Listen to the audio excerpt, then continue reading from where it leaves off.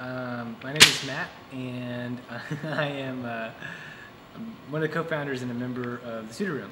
We're a creative community and hackerspace, the importance of being on a community first, and we're part of a larger project,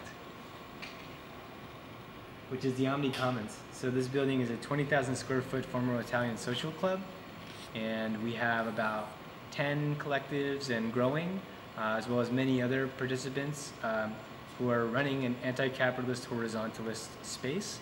And what we do is we have a lot of different niche interests and stuff that we carry on in the building.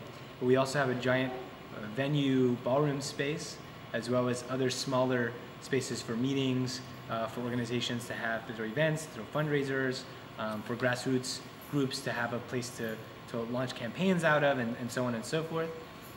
Groups that we've had here include Critical Resistance, which works on dismantling the prison industrial complex. We have recently some folks who are fast food workers organizing for raising the minimum wage, who are demanding a living wage for the work that they're due.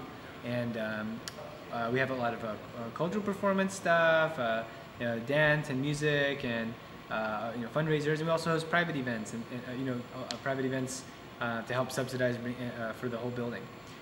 So omnicommons is a really big project of the collectives. Sudo Room is one component. We're a creative community hackerspace. Next door to us is Counterculture Labs. They're a biohackerspace. That's another member collective, and they focus more on biology and citizen science and all these other dimensions that are more sensitive and more expensive in terms of equipment than maybe some of the things we have over here, which is more general purpose in the Sudo Room. But we have overlap. Some of our co-founders overlap and membership overlaps, and we collaborate together. That's kind of our space back here. The rest of the building holds, a print studio, community print studio, a small press publishing company, a small one-woman silk screening company, and most of these things are nonprofits. We have a free school, the Bay Area Public School.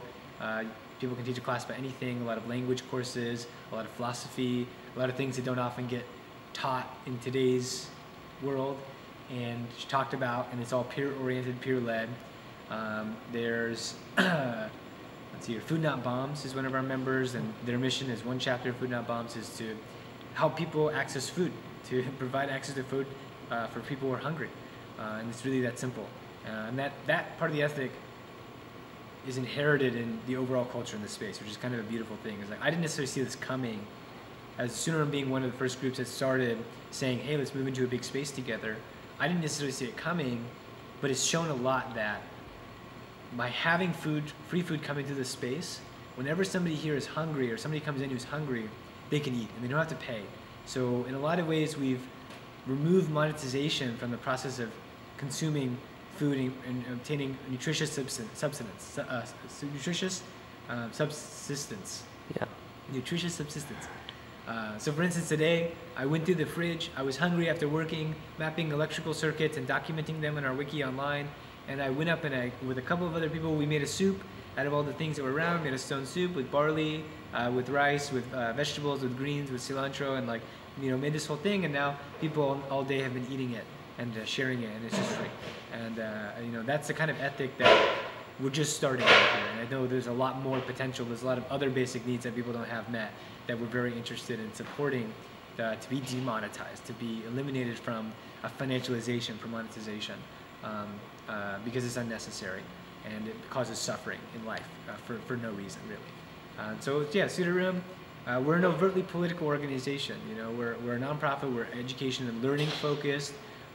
We're pursuing our federal nonprofit status. We're currently a state nonprofit, and we focus on providing the infrastructure, the platform by which people can do self-directed and peer learning and education to take things apart, whatever they may be. If it's your friends, yourself, philosophy, bureaucracy, rhetoric, language, hardware, software, whatever it is, we can take it apart, understand how it works, and repurpose it to make it be used not only for what the original design and purpose was, but for what we need it for and what we need to use it for now.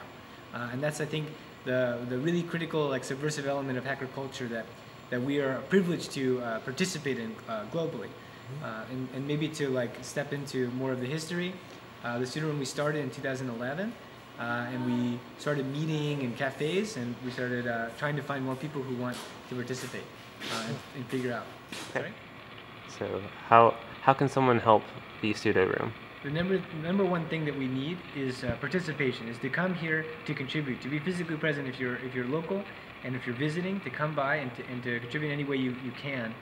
We also need money to be able to navigate the costs that we have in terms of maintaining our space now. So if you can donate financially, that is huge. Hookups with the equipment, trades and exchanges.